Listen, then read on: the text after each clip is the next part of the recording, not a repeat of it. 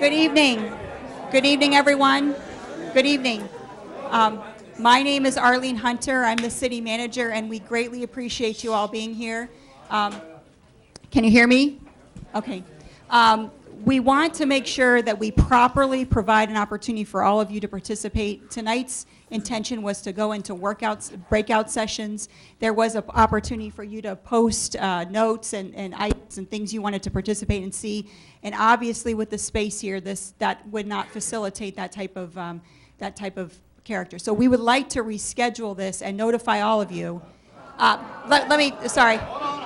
Notify all of you of having it at the fire station off of Bonita Grand so that there's ample room for everyone to move around and have their opportunity to have a voice.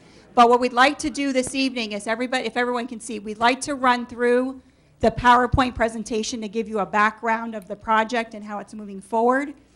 And after that, we are going to have all of these comment cards as well. We greatly encourage you to participate with the comment card. That's the best way to get information to us. You can also email us directly, myself, our city clerk, and our council members with your comments, all to be a part of the record.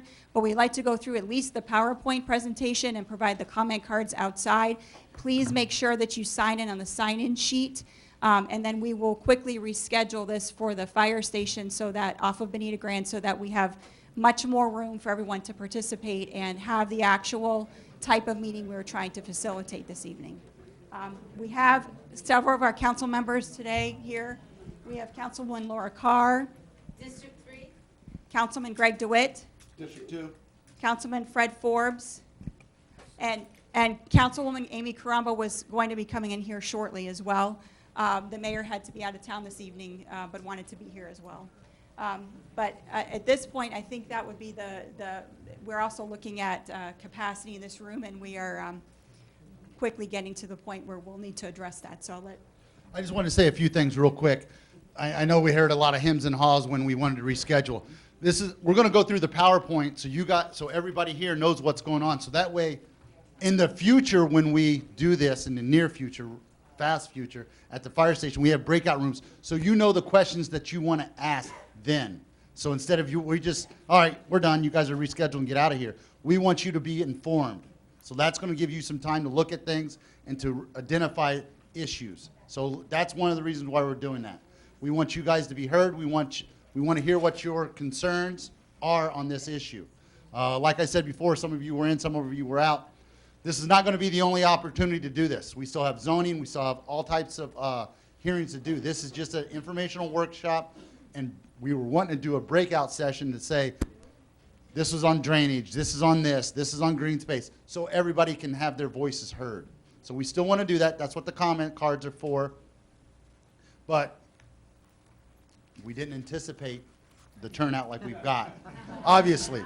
But again, at the fire station on Bonita Grand, it can hold a capacity of 200 standing, and we do have the opportunity to have at least 3 breakout rooms from that main hub where we can have certain things put up there, like the tables we had. Some of you were in there earlier. So that's kind of the agenda for tonight. So please bear with us. This is not, this is all transparent. We're wanting to hear what you guys have to say. We want to see what's going to happen. We want to know what everybody thinks.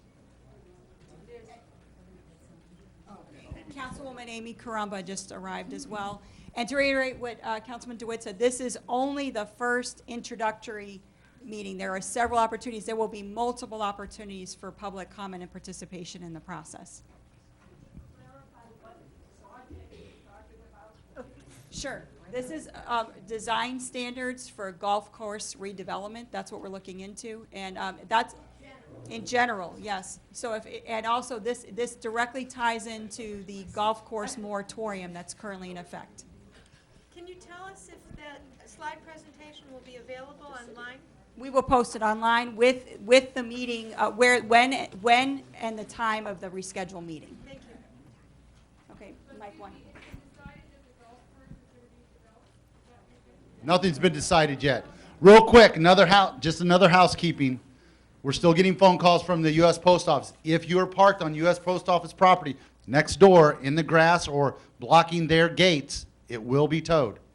They don't Play around with that, you know, the U.S. Post Office. We have heard that the developer has purchased the golf course, and there are plans already for building houses. Well, this meeting we have a moratorium currently in effect. And this meeting is to discuss the design standards that would be placed on any future redevelopment. So there is some development already going on, and what does moratorium mean? You're stopping that temporarily? Correct. I'm going to let John Dahmer, the Director of Community Development, answer specifically. Hello. I'm in charge of the department that issues permits. So we've met with people that are interested in purchasing the Bonita Springs Golf and Country Club, because I know there are several golf course citizens that are here tonight, so I'll be a little more specific. There has not been an application filed. There is not currently development going on the property. There was a moratorium which is going to prevent any new permits from being issued until either the moratorium expires in 6 months, sometime around June, or new development standards become effective. So what we are doing here tonight was starting a process so all of you could participate, figuring out what those standards should be. It doesn't mean that somebody turns in an application, they automatically get the right to develop. So we are putting in conditions and processes for if somebody does want to redevelop a golf course, what do they need to do? What does the design need to look like? What type of uses would be permitted? How are they going to be handling some of the permitting? So that way we have a formalized process and you know what to expect. A potential developer knows what to expect. It doesn't mean anything will be guaranteed.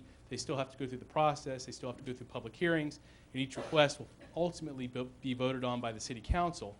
But we are, like I said, this is the very first step of public involvement in this process. We've had a couple of presentations that we've given to the city council. We've provided them some options, not only from what other jurisdictions have done on a very similar case, but also some localized issues and things that just affect Bonita Springs. They have instructed us to show up here tonight and invite all of you to a brief, small discussion and begin that process. So, yes, sir. How long do you anticipate this preliminary discussion will go on? Are we talking about through the rest of this year? No, sir. Right now, the city has a moratorium that expires in June. So what we would like to do is have new development standards in place and adopted in time or before that expiration date. So sometime before June, we look to have this entire process wrapped up. How many golf courses do you This would be for any golf course that wants to redevelop. And it's more of a generic standard for a situation and not a specific location or golf course. specifically how many in the year? I think that there are 23 golf course clubs, but there's more courses, something along those lines. Ma'am?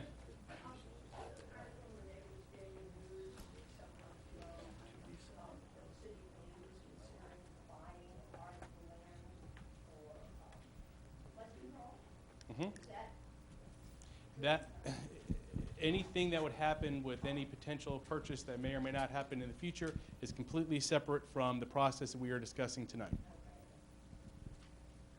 Sorry, I'm just trying to answer questions from people who are asking me when they heard about this meeting. Like, is the golf course, the existing one is being fair, is that going to be sold and the land developed?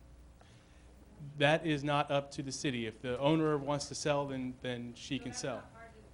No, ma'am. Tonight, what we are discussing is a generic process for any golf course that looks to redevelop. Obviously, Bonita Fairways is within the city limits, and whatever we discuss tonight would apply there, but also would apply to any other golf course. I have a question. So if the owner should decide to sell, can she sell it tomorrow? That owning property, you can sell at any time, but that doesn't mean that you can redevelop. So we have to wait till the moratorium's over to discuss this? No, ma'am. We're starting the discussion tonight, and pretty soon we're going to do a PowerPoint. but one more question, and we'll get going. Yes, sir. Are there any restrictions where anybody can't sell? We're not going to be restricting any type of sales, but we would be coming up with development standards that would identify where and how you could redevelop. Well, if you can redevelop is based upon approval of an application with standards that we have yet to identify. I think at this point, it's really best for us to move on to the Yeah. PowerPoint presentation.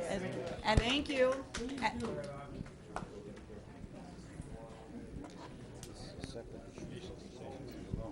Good evening, everybody.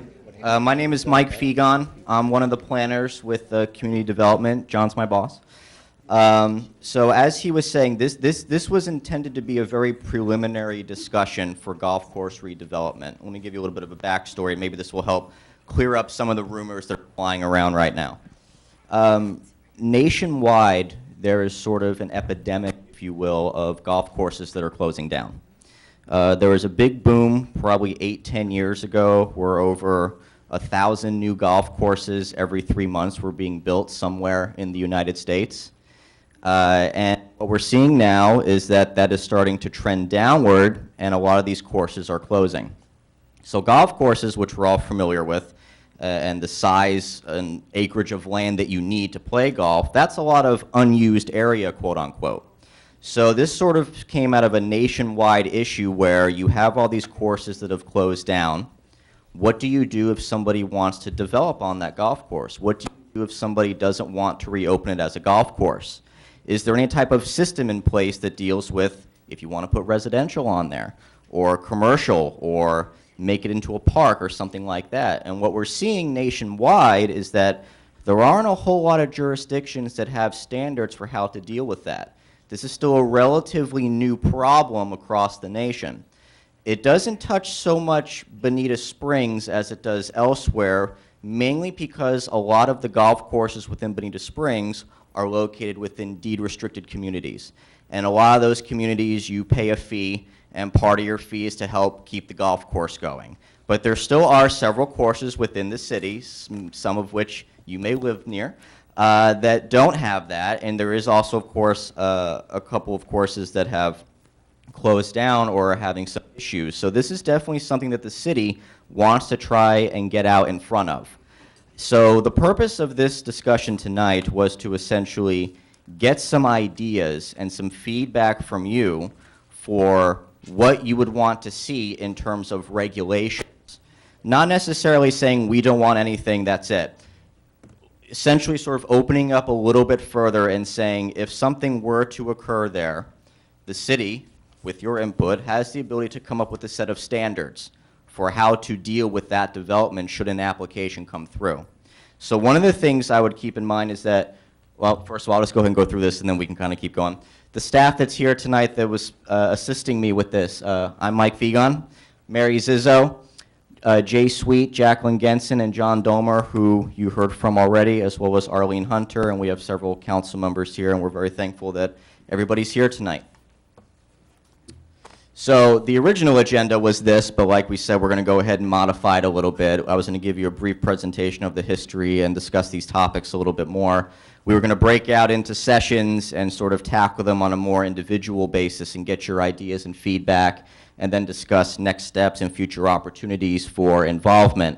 Obviously, we're going to be rescheduling that for a more suitable location so that we can still have a productive conversation. I think the bottom line is, and something to keep in mind, and something the council has stated, is that we were not going to go too far down the rabbit hole in terms of creating regulations without your input. So we're very glad you all came tonight, and we hope that all of you will be coming to the rescheduled session so that we can get your input. Your input is invaluable to us. And the reason why is because right now in our land development code, there really is no set standard for how to redevelop golf courses. So it's wide open. So any and all ideas are on the table for how to do this. So this has the opportunity to be a very productive conversation, and we are looking forward to it. So as far as the number of golf clubs in the city, there are 13, but there are many more courses because several of these areas have multiple courses within. 12 out of 13 are within a zoning district known as a planned development. A planned development in of itself is sort of a specialized zoning district. Anytime a property wants to become a planned development, it goes through a public hearing process. and specific development standards are set for how to deal with that property. That could be everything from number of units that are allowed to be built, to height, to setbacks from your neighbors, to the amount of open space you have to have. All these standards are individual to all these planned developments. So for an example, Bonita Bay, which is a planned development, has completely different restrictions and regulations than Pelican Landing, which is a neighboring planned development. They both have the designation, but the restrictions are a little bit different. So that's how, so we have a lot of golf courses that are involved in, that are located within planned development communities. So we have this moratorium that was designed because of this national problem that we're facing with golf courses closing down and what to do when that occurs. And like I said, since we don't really have a set of actual standards in the Land Development Code, the council felt it'd be a good idea to try and get out ahead of that problem and get that going. So we have this moratorium in place, which is designed to help facilitate that process and get your input. And then taking your input, staff can begin to craft draft regulations to get a feel for what that might look like. My goal would have been to get your input, craft some draft regulations, and have another workshop where you can take a look at that draft. I still want to go ahead and try and do that. We're going to be cutting it close for time because, as they said, this moratorium expires in June. So we are going to have to hustle on this a little bit, so I expect all of you to participate and be there for the next workshop. So right now within the current Land Development Code, the only regulation that we have is that a golf course that wants to redevelop has to become a planned development. It has to go into that unique zoning district that we talked about. But since 12 out of the 13 clubs are already in planned development, what happens from there? The code's kind of silent on that. So that's another one of the reasons why we wanted to have this discussion and this workshop with you, to kind of get a feel for what it is you see as being the issues, what you may be okay with, what you like, what you don't like. It was meant to be a very broad conversation and just get it all out on the table and discuss it with you. So when we went to council with this, there were essentially three options on how to start going down this path. One was to explore an option of no development, in which the golf course goes defunct.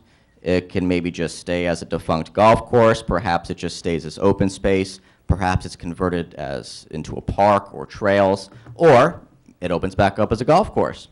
Second option was to look at limited development, where you allow development on a defunct golf course up to a certain percentage.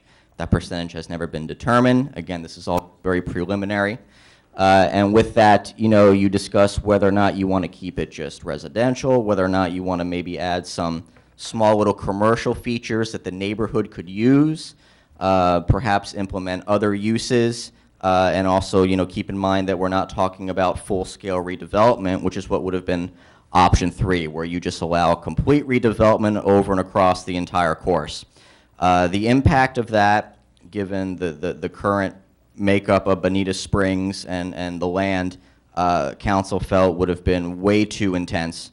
So the option that we were going to explore was option 2, looking at limited development, capping it at a certain point, understanding that not every inch of every golf course is suitable for redevelopment. You got to cap it somewhere.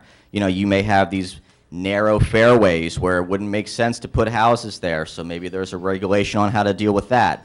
Things like that is what we were leaning towards with looking at option 2. So a lot of the conversation was going to be focusing on how to deal with the second option of limited development over and across these golf courses. And some of the topics that we wanted to cover tonight: open space, stormwater management, lakes and drainage, and then of course some more direct public concerns such as buffers, what to do for those of you that live on a golf course right now and you're used to looking out onto a green or a fairway, how to deal with that. Height requirements, size of the property for suitable redevelopment, uses that would be permitted, your views, access, the character of the neighborhood, the overall density, how many units, environmental concerns. These were all issues that we're hoping to tackle, and these are all issues that the ordinance and regulations that staff will be presenting will be addressed. So, these were the target areas and areas that we are very much looking for your input in. Just to kind of give you an example, right now in our land development code, if you have an existing single-family home, and if there is a vacant lot behind you that's also zoned for residential, and if they build a house, technically there doesn't have to be a buffer between the two of you. You can just see clear through into your neighbor, and then that's kind of the way it is. It's residential to residential. Perhaps golf courses are treated differently. Perhaps you have an existing home on a golf course, and perhaps there should be some type of buffer there before the next development occurs. These are all things that we're looking to discuss and sort of get your feedback on for what you feel on those areas. Like we said, height, the types of uses, should it just be residential, what your thoughts. I talked too long. For the other one?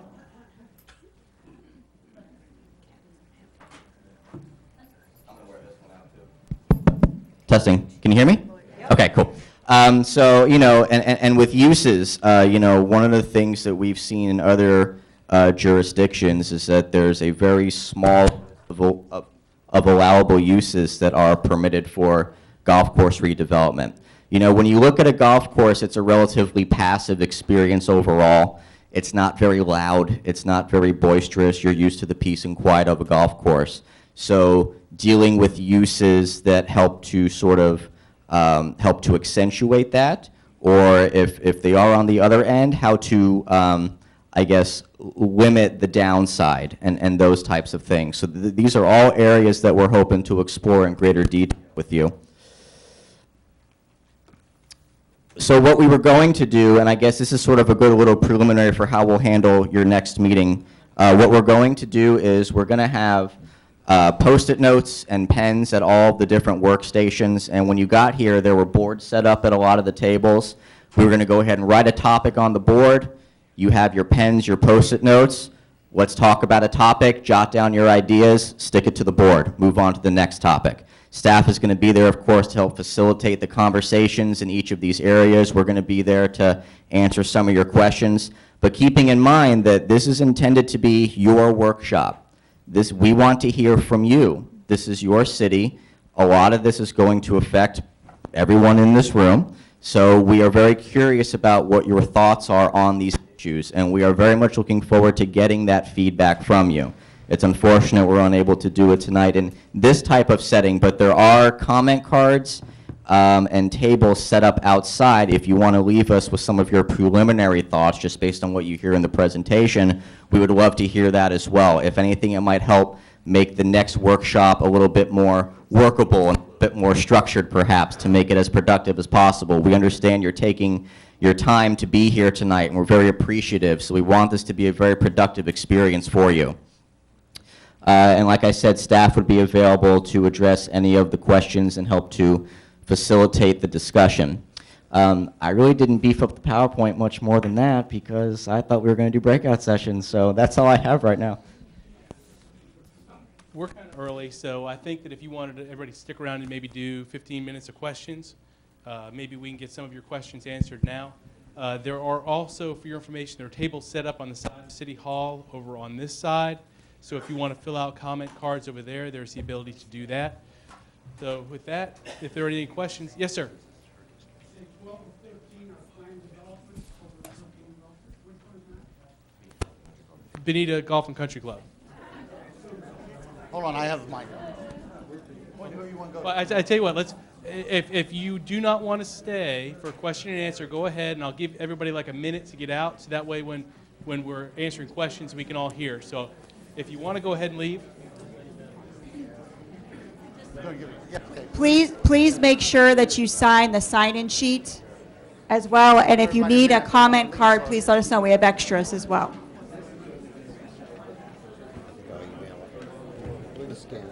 We're going to get to you. We're just going to let everybody leave first. Everybody that's remaining can hear you.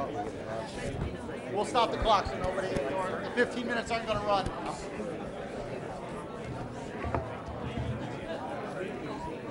Hi.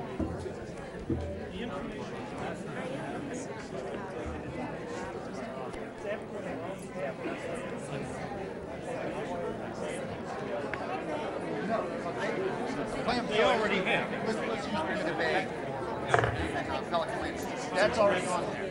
So let's say they had to, their development, they had to show that on there. So that's already on there. I don't expect all glowing. Most likely. Huh?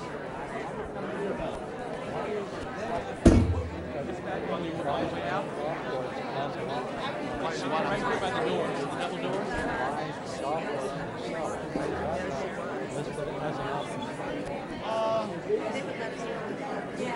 Realistically, that's a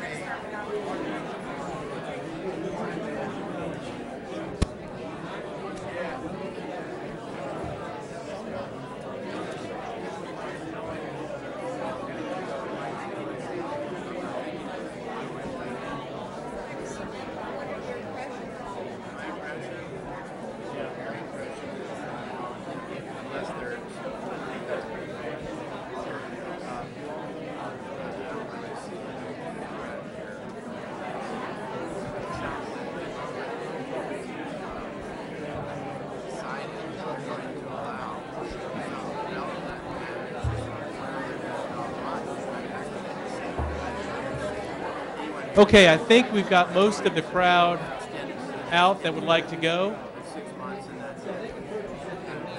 So if you would like to stay, if you want to find a seat, and we'll keep going. And because we're recording this, I'll let you ask in the microphone so it I got gets. one. Oh, you got it? Right over there. All right. Okay, my name is Larry Dunstan. I'm on Wild Turkey Avenue. So we have a nice view of an abandoned golf course at the moment. A suggestion I wanted to make is rather than the firehouse, you know, we've got a brand new high school. It's built right in our area. Why not meet there? There's plenty of room. We have a little closer communication with the fire district than the high school. If we can get into Well, the high school, we can. I have no issues with meeting there because it is closer to that. It would be easier for a lot of people. You really want everybody's opinion, and they live in that area, and you've got a high school, and it's brand new, and it's right there. I mean, I don't know why you wouldn't consider that. The only reason I wouldn't volunteer it is because we have not talked to the principal, and I don't want to volunteer their site before they. Obviously, we'll explore that option. Well, the reason why, Good thought. as John's talking about, he's got communications with that being me. I can volunteer the fire department for it, Lee's the principal. I did have a question that someone did asked back there, and I think he had to leave, or he's in the back right now. The question was, is you've seen what Mike had laid out here. His question was, can an individual or a community buy that property? And Yes. as far as I know, yes. You would have to create that corporation or that entity, and then you do with it whatever regulation we come up with. So that is I guess you'd call it a fourth option of the slate. If you are considering buying a golf course as a community, I would highly recommend you come in and talk to us first. So at least you know what you're getting into. But it is an option. Good evening. Peter Shawinski, Gulf Lake Circle, Fairway Pines Condominium Association. Just to expand on that comment that Greg answered, in adjoining communities and other counties, they have put that in their ordinance that gives the city and or HOAs the first right of refusal to purchase that property. So as you're drafting this ordinance, take that into consideration as well, because I'm sure with the workshops that are going to be coming up, there's going to be a lot of concerns for all the items you mentioned as well as others that may come up. But that can be done. It can be put in an ordinance.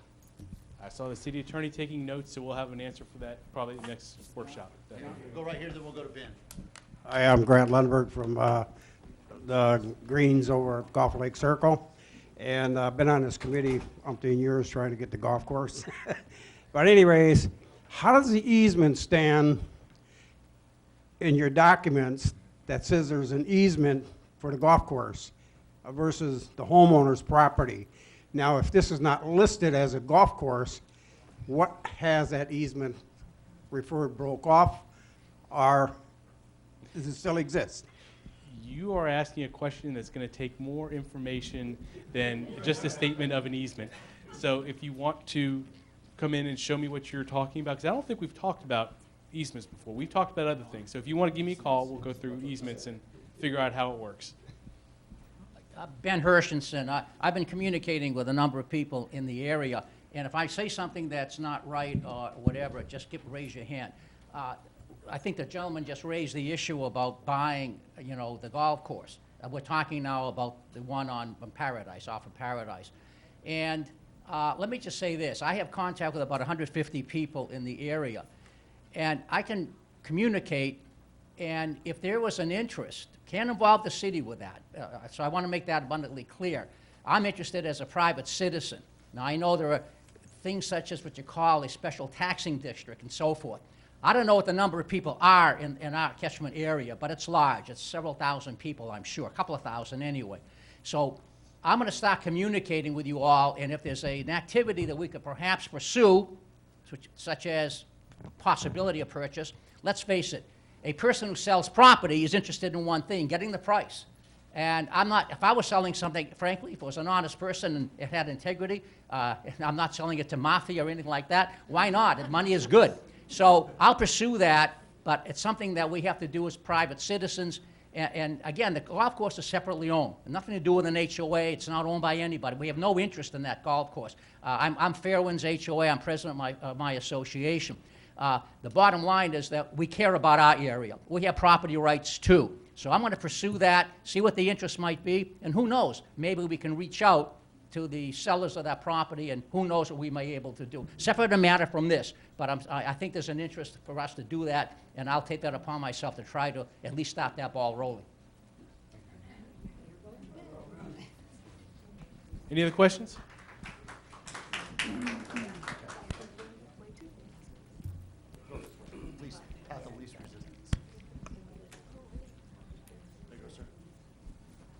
I live adjacent to the golf course at Fairway Dunes Court.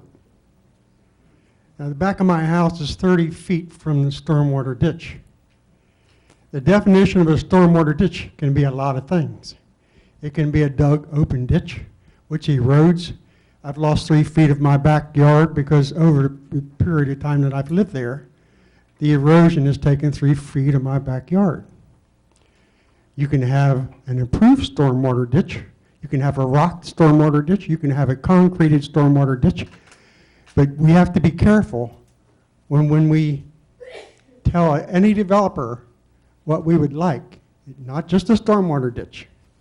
We want a certain kind of stormwater ditch, or we're going to be in trouble because they silt up, they erode your property, they don't carry the water like they should. And this is what worries the heck out of me because it's so close to my house. And not just my house, my neighbors' houses too. We have 80 houses right adjacent to that stormwater ditch that's currently there. So whatever we decide we're going to put into, as far as a regulation goes, or what we're going to request for any developer, we want a improved stormwater ditch that won't erode, that will carry the stormwater like it should. And where that stormwater ditch empties, that piece of property will carry that stormwater away and not flood somebody else. That's all I have to say right now. So I want to use that as an example really quick. That would be a perfect item to put on a note for the stormwater drainage topic, that you wanted to see something that had make sure that there are erosion control measures in place and that it's looked at of where the water goes once it leaves the site. That's a perfect example of the type of info that we're looking for, just to give you an idea. Deb Nesselhoff. I'm from Cypress Plantation, too. It's a very small community off Cockleshell, so we're talking about the same golf course here. My biggest concern, it's not a question, it's a concern. I feel like I'm a fairly active citizen, and I appreciate all of our councilmen and our mayor and all of the administrative staff. But I was very frustrated when we had meetings with the community about the roundabout on Old 41, and it didn't matter what our views were, it went forward. So my concern is, please, this time, listen to everyone, or you're gonna have people griping forever on your doorstep.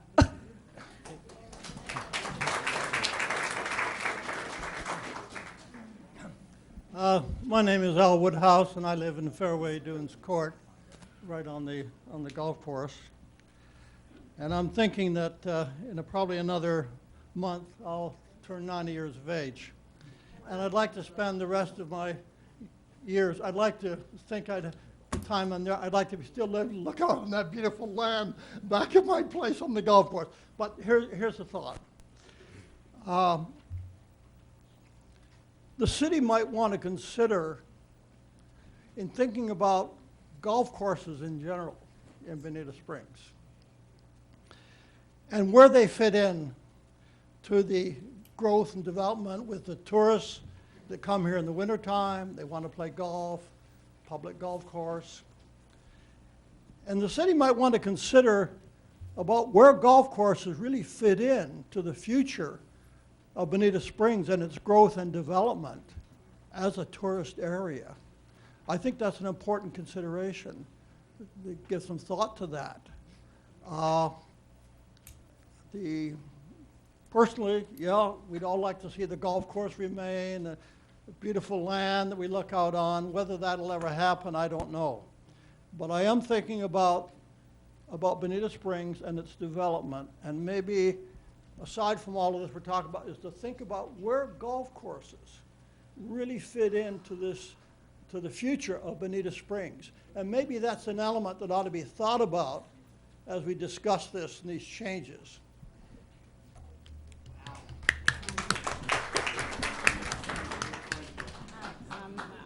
I'm Anita Sinali. I'm in the Greens. You know, I think everyone here really wants the golf course back. And we've been talking about that over the years. We've been here 25, 26 years. We've been talking about that forever. And it came up for discussion when the city decided to go ahead and buy the gardens, which didn't work out so well. So, and here we are. I know you're in a bind with that, and that's fine. That's not my issue.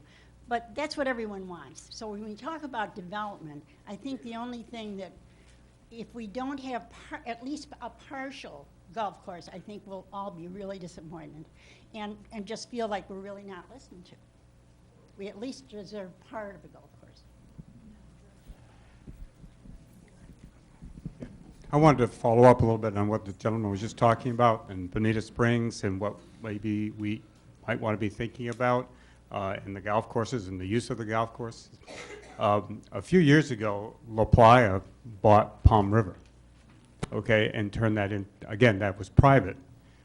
But then you've got somebody like Hertz who buys Germain Arena.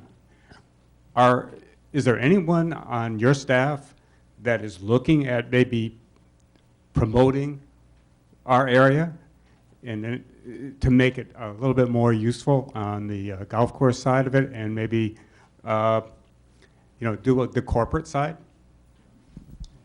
In terms of marketing, no. The only We are thing not, that, well, I because- think, to kind of interrupt John just a minute, with us in the city and the city council, we are part of the EDC, the Economic Development Council, and we partner with them throughout the year to do that. So to some degree, we are. Between the Chamber of Commerce and the EDC, we do partner with them, and they do promote Bonita Springs for things. Now, is it strictly, let's go out and look for golf course communities and do that? No. It's just, as a whole, what can Bonita Springs offer to a Herc, which is now in Bonita Springs? At Government Light, so we don't have our own agency that does tourist development. We rely on the Lee County TDC.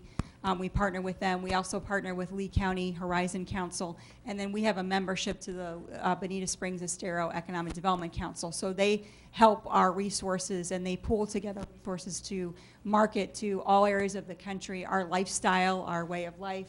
And that includes economic development purposes as well, to attract jobs here as well. But you know, I'm not hearing anything like that. I mean, you're telling us this, but I don't hear what's going on, what's involved, other than we've got somebody who wants to buy this land and change it into some residential area. You know, that none of us, I really think most of us want to see the golf course, but it takes money. And I know we talked about homeowners associations can maybe buy it. You're probably not going to do that. They want too much money. But corporations have a way to write this stuff off and make Bonita Springs something a little more special. How many golf courses do you have? How many public? If I may add to that, Bonita Springs, Bonita Fairways is right now the only real public golf course in Bonita Springs. And the town was able to build a dog park. Surely there's some way that the town can help us save our golf course. Thank you. The discussion on who buys, who promotes, no, it's a serious discussion, and I'm not looking to push that aside. As someone that works for community development, that is not really what we do. I cannot market property to somebody, first of all, I'm not a realtor, and then turn around and evaluate their application and say, yeah, this is great, but you need to make a couple of changes to your plan. So that doesn't work out as well. For those policy discussions, this probably is not the best venue. And the reason why I say that is not because, like I said before, I'm not dismissing the topic. I also don't want to think that it's not something that should be discussed. That is a policy decision that your city council will need to make one way or another. They made votes and decisions in the past. If there's another decision, then they will have to make that in the future at some future date to be determined.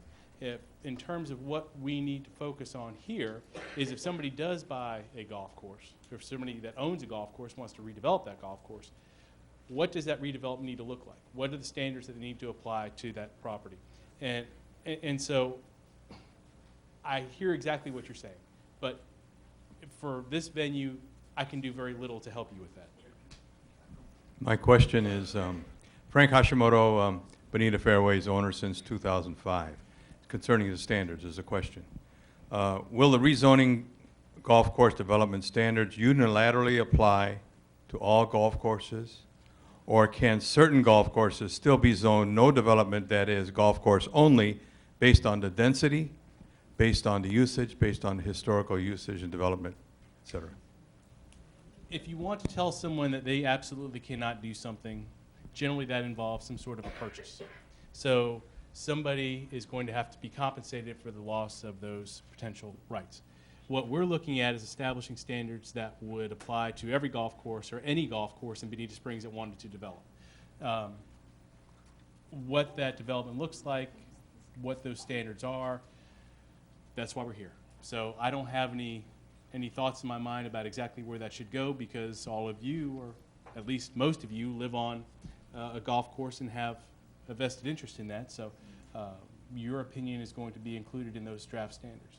As a follow-up? Yes. The reason I brought the question up is I think there are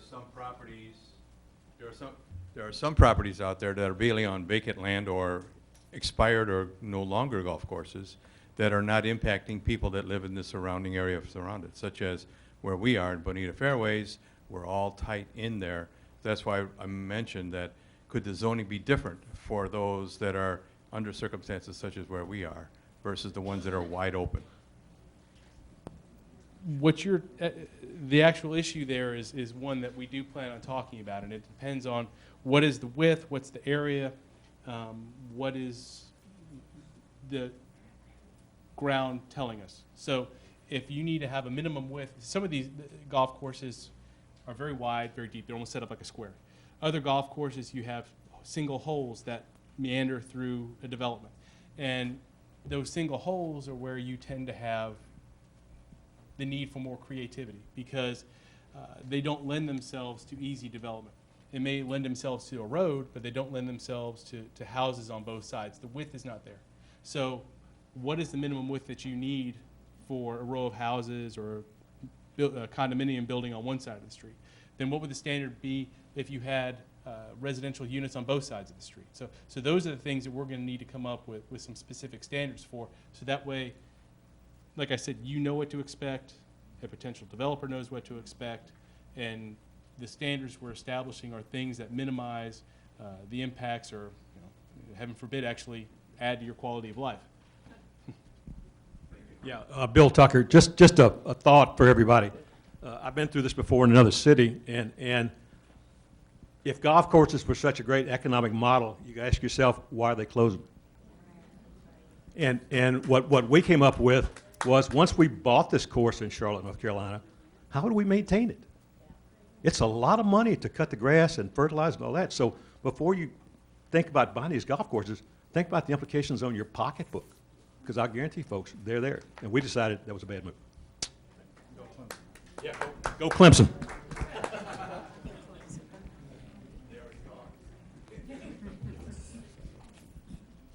As Grant Lundberg again. I got to go back a little bit of history. You people are doing a wonderful job. But we started approximately 8 years ago. And we did everything that possibly we did for the city. They asked for documentations, what it costs to run a golf course, and the help, everything, you name it. We brought that to before the board. The city council gave every member a copy of this. We gave a copy to the city. Well, as time went on, we were bucking our heads with Wonder Gardens, the YMCA, and the library. And at that point, when we first met, we have 4 of our original members that we had formed to start our group. And when we processed and came forward to you people with everything you asked for, the first set we had, we're not in the golf business. Okay, we get a new mayor, we get new city councils. We're not in the golf business. And none of them play golf. So here we go. We sit with this throughout the years. Do as much as we can. We keep having meetings and meetings and keep this progress going. And you wouldn't believe how much enthusiasm that we brought tonight, thanks to Ben, that we had to show you where our hearts and our mind want to go. Thank you.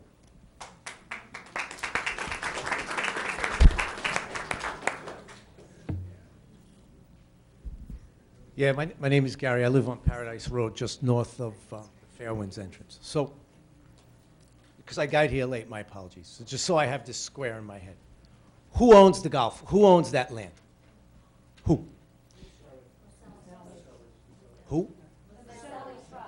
Maselli's, whatever they are. Whatever they are. Okay. So, which golf course? The closest to you? Yes. you heard me? Okay. You can hear me? Because otherwise I won't use this. So the last year around this time when we had the same kind of meeting, except it wasn't this turnout, 2 years, whatever it was, we went over the same things, and we keep coming back. In my head, to make this really simple, we keep coming back to the same issue. And when I say Paradise Road, I mean all the intersecting streets and communities. I mean everybody there. How? And maybe I'm an ex-cybersecurity guy and I teach yoga. Maybe I just got soft since I haven't been in corporate America, right? Maybe I just got soft since I haven't been in New York. But the bottom line is that how the hell, in anybody's logical mind, are you going to deal with water and traffic after what we went through in August and September of last year? Do you remember the aftermath? Forget about the prep and the day, but do you remember the aftermath? How are we having this conversation? I mean, it's like, this is like my cat chasing his tail. I mean, we come back to the same thing. I don't know about anything else, about all the regulations and stuff, and some of these guys, some of these gentlemen know much better. And the guy from Clemson, you guys played a real kick-butt game last night. But the bottom line is what else is there? Make it a park. If a golf course is too much trouble for the city, make it a park with trails. Figure out what you could do. Somebody said something about the high school before. Figure out what you could do with the high school. Maybe it'll be the cross-country trail in Lee County. I mean, heck, Lee County supports, all right, and this is, you know, I'm from New York, so Lee County supports that mini Fenway Park up there, and it's only used for 3-4 months a year. Yeah, I got to give you guys your due on that one, but that's beside the point. I mean, where are we going with this? What do we come back and around, because the original guy was talking 300 homes, and then he scaled it back. So let's say he scales it back to 200 homes. How in God's name do you figure 2 cars per household, 400 more cars on Paradise Road? And do any of you live near Paradise Road? No, and you're out of your mind, right? So where is it? What is it? I don't know. I mean, I'm having a problem trying to figure this out from a logic standpoint of trying to make this all work for everybody. And I mean, I'm just not saying this for myself because I look out on the golf course. My wife goes out with our 2 little barky dogs out there, and it's nice, and I see all kinds of stuff. But I'm talking for everybody here. I mean, this is a real concern. This is not, you know, you get another August and September like 2017. What are you going to do? What are you going to do if you develop back there? Where does the water go? Like that gentleman said before, you lose part of your backyard. Where does the water go? And I just want to give because I'm a pain in the ass. I just want to give a shout out to the only person from the city of Bonita Springs that's ever been straight up and square with me is Matt Feeney. The rest of you guys, I don't know who you are. I remember you from 2 years ago, but I don't know who the hell you are. I just know that my feeling is, and maybe everybody else in this room's feeling is you're not representing me. You're not representing us because you can't possibly fit all those other cars in there and then have to deal with the water on top of that. I'm done.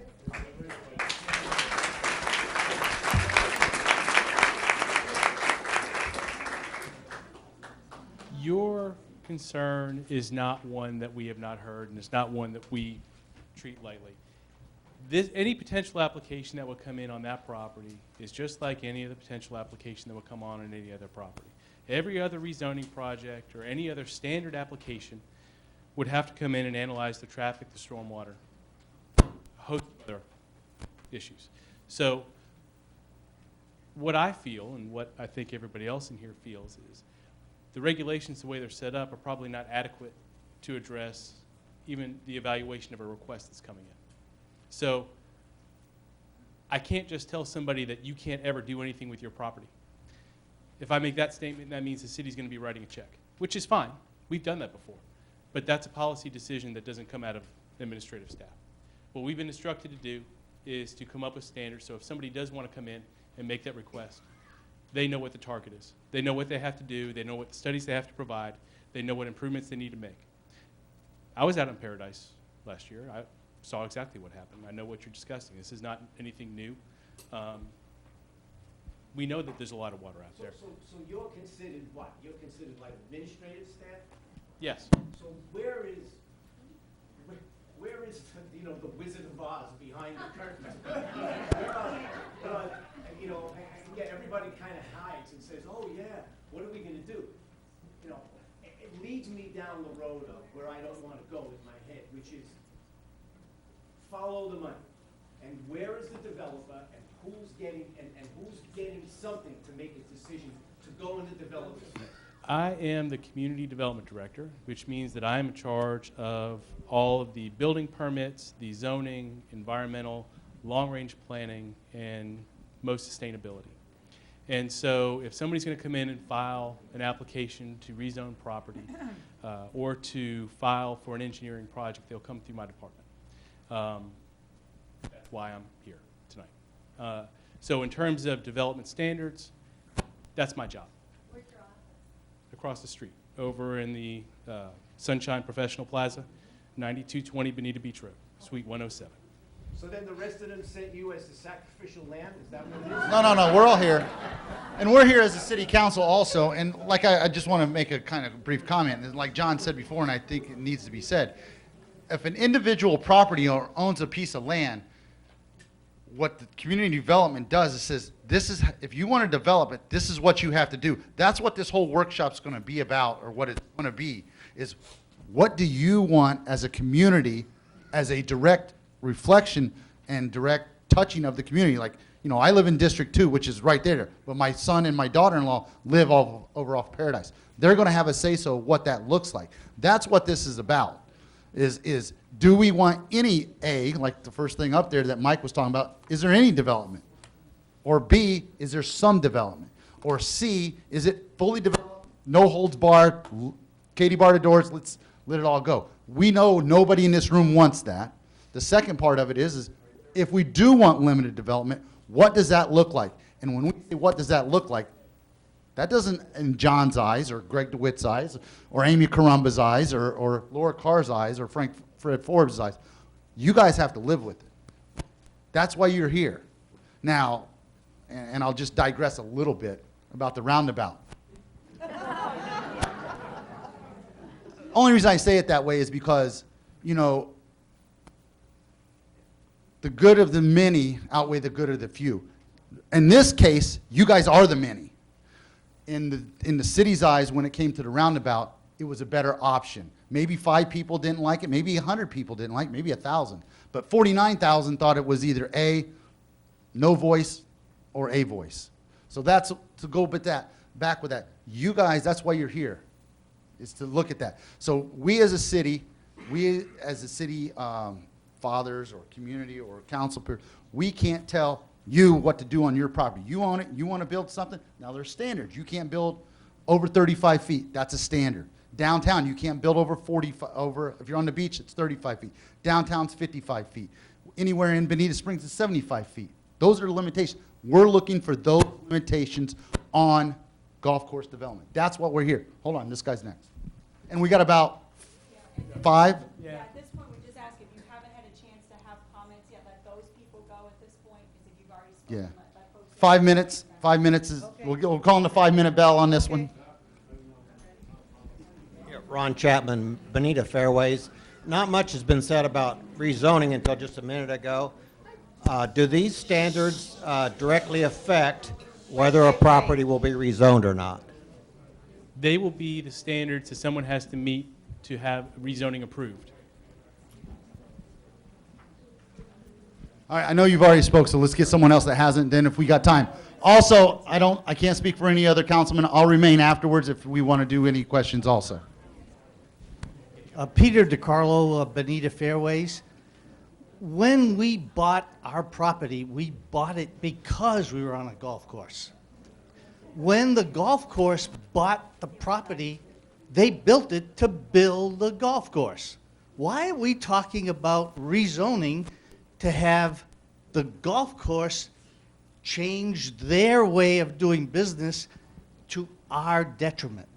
That's right. That's it. We are having a discussion because you cannot absolutely prohibit someone from making a request. If someone wants to come in that owns property, they can ask for whatever they want. Doesn't mean it will be approved. What we're here for is to come up with a set of conditions, or at least a scenario, so that if somebody does come in and redevelop a golf course, we at least know what those standards are. So hopefully there is not a detriment to the people that live around there. I'm not asking for golf courses to be rezoned. I'm not calling owners of golf courses and recommending they do this. I am simply here to work with you to come up with standards so that if somebody that owns a golf course or is interested in purchasing a golf course decides to follow this process, we all know what process they're following. So this is not something, even though this is a city workshop, we are not promoting the redevelopment of golf courses. We're not asking anyone to do this. It is not at our will or request. However, if somebody does choose to do this, right now, as Mike outlined, there really is no standard.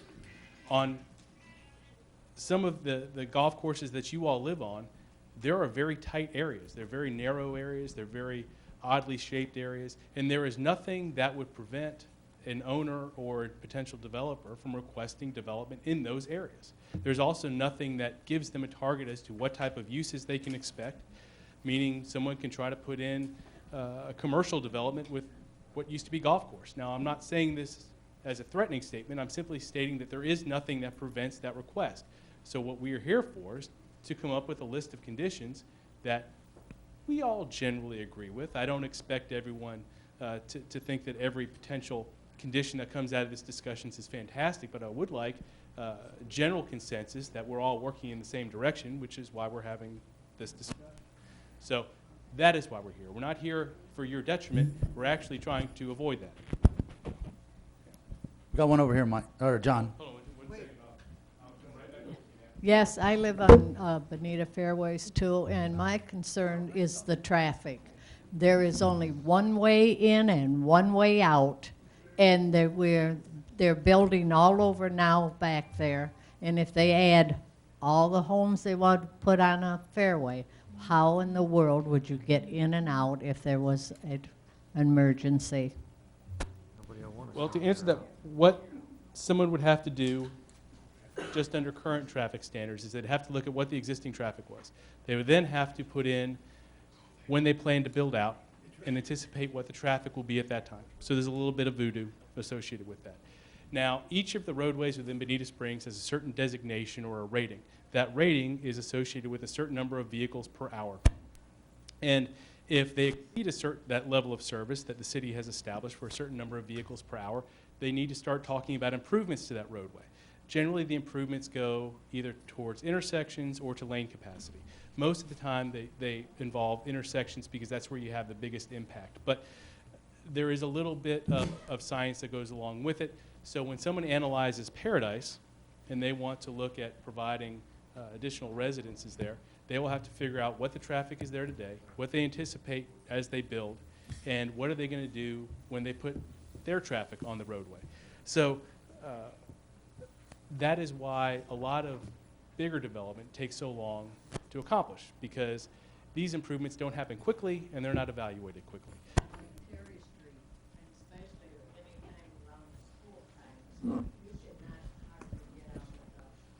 And there was a comment that Terry Street around the school there causes a lot of problems. Yes, ma'am. So as development comes in, if someone wanted to develop around there, they would have to take that into consideration and figure out what their impact of that development, not what everybody else's impact is, but what their impact of that roadway is and what improvements need to be made. So it is studied under current situations, but to be perfectly honest, I'd much rather have something that was a little more specific for golf course redevelopments, because the traffic patterns and the locations are more unique, and they tend to be a little more situational than what you see someone that wants to come in and build a Walgreens or build another strip center. Over here, John. 1 second. I'll come back. My name is Bev Panchak, and I live at Bonita Fairways.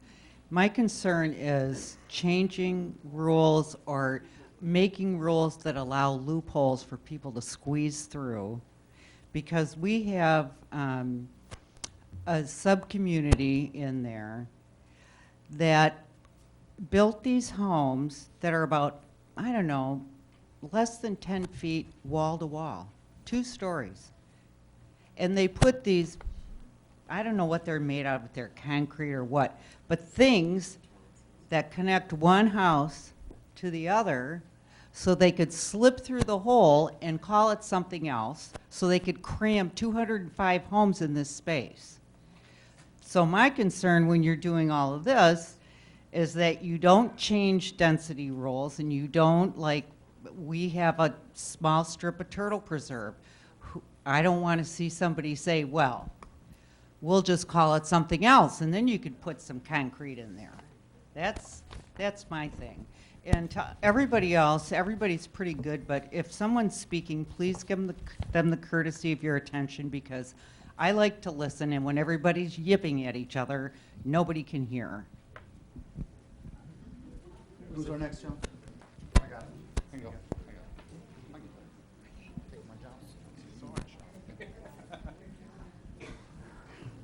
I think I can solve all your problems.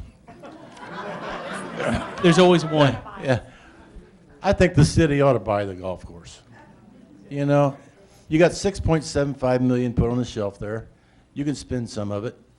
You got a beautiful high school. You got a Division I college that could bring golfers to that golf course. You could use it as a cross country, and take care of the high school here and take care of the kids. And then in Bonita Springs. And even extend it farther than that. You could have city tournaments, you could have everything you want at that golf course. And it'd make you money. Which golf course? I live on the Golf Lake Circle, so it'd be the Bonita Golf Course. That's the only one. We need to purchase. That's the only one that we got 18 holes that stand there stagnant. Okay?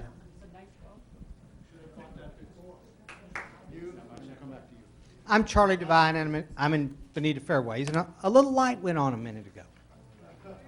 You said we were going to define standards that would permit the development of golf courses, perhaps. But the light that went on is if we build fair standards, it may actually prevent the development of golf courses on some very narrow situations that we all possess. So, just my 2 cents. And this fella, he had a great point 45 minutes ago. This is a place we all came to live and enjoy. And it's not the staff that makes those decisions, but it's the council that has to enable this to be a great place to live. And so, hope they're listening tonight, too.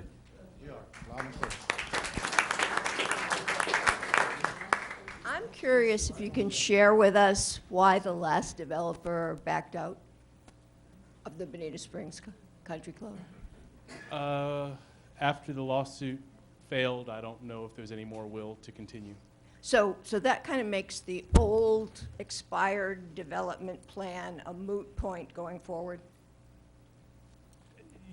Yes, I think that what we're looking at now, if there's an application filed, it's going to be a new application because any potential developer would not have been associated with the golf course before that. All right, to so my this is knowledge. going to replace whatever that old yes, one ma'am. was? Okay. Yes, ma'am. All right, awesome, thank you. Anybody else before we hear a repeat customer? Oh.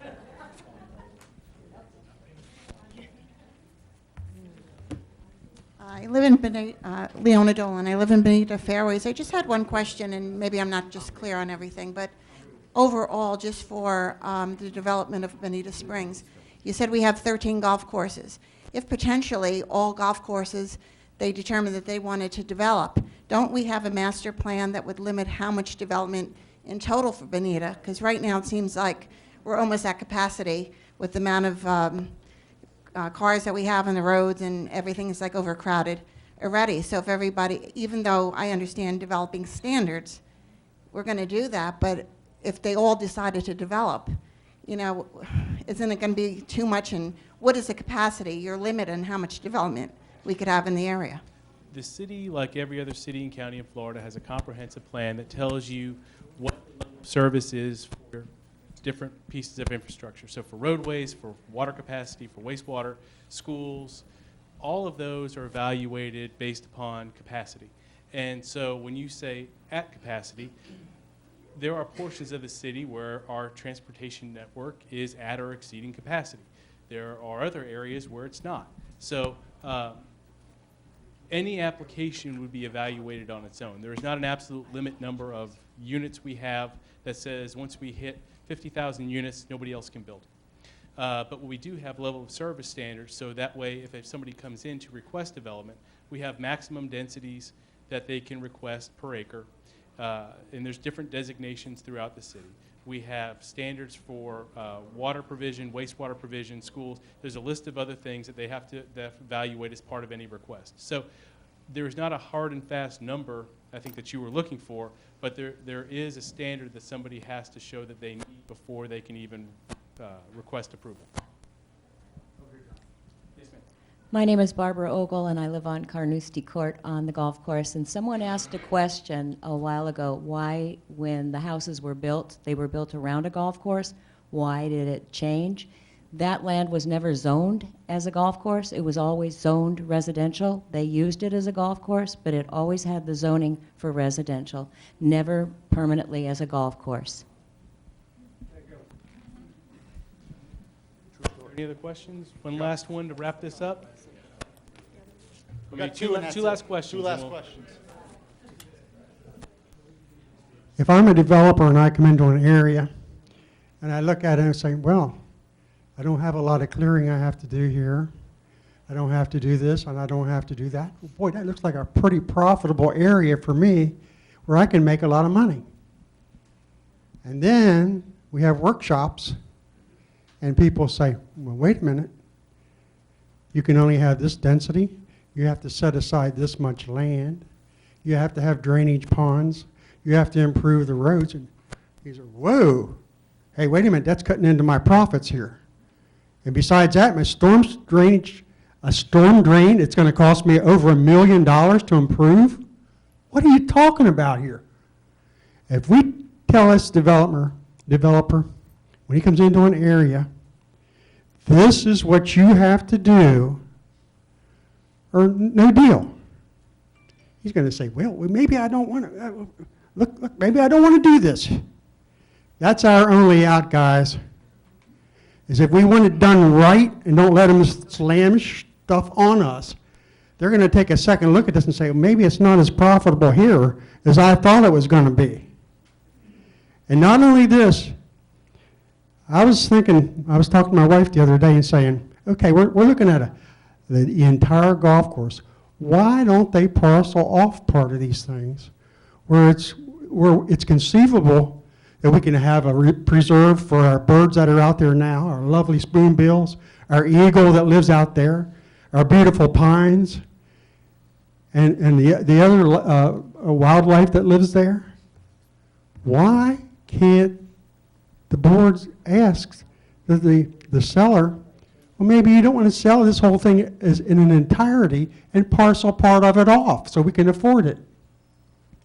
But you know, if we make it where it's not so profitable for these guys, and not do it on purpose, do it in a way where we want what we want because we want it, and we don't want stuff slammed at us in an open ditch that's going to be a stormwater drain, it's going to flood our area, it's going to erode.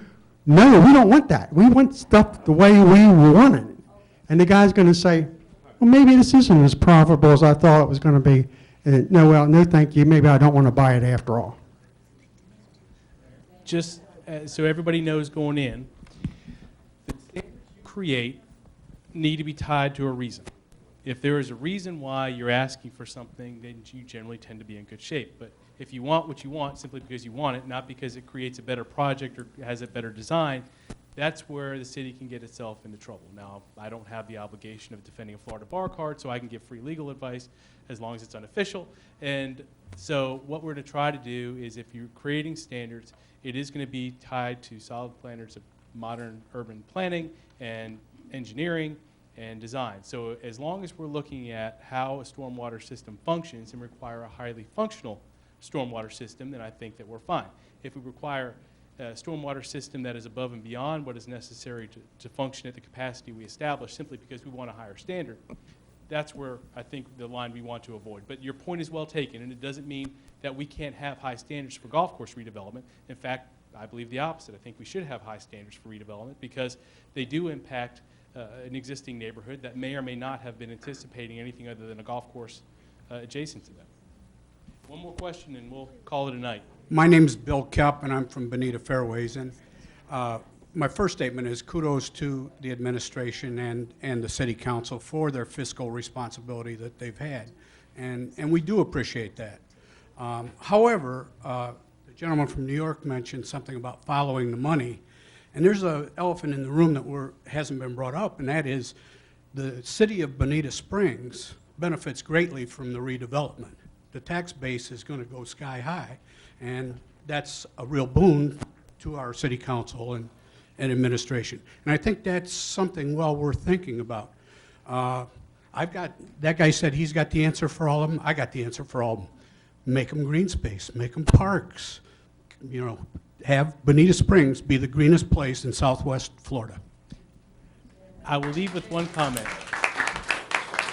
If you want to see entertainment, type into the Google request for parks in existing neighborhoods and see the comments. They are sometimes very well received, sometimes they are less than well received. Yes, we did. We are going to put this PowerPoint presentation on the city's website. We will also be, this evening has been videotaped, and that will be on BTV. If you get 98 BTV. You'll be able to watch it there as well. We will also, on the city's website, put a link for you to be able to click on and provide your comments as well. If you have comment cards to this evening you'd like to give to staff, Jackie Genson with our Community Development Department is right there. She can collect them for you. Thank you very much for attending. The one, are you familiar with the? We're in Building 13. Okay. The one, yeah.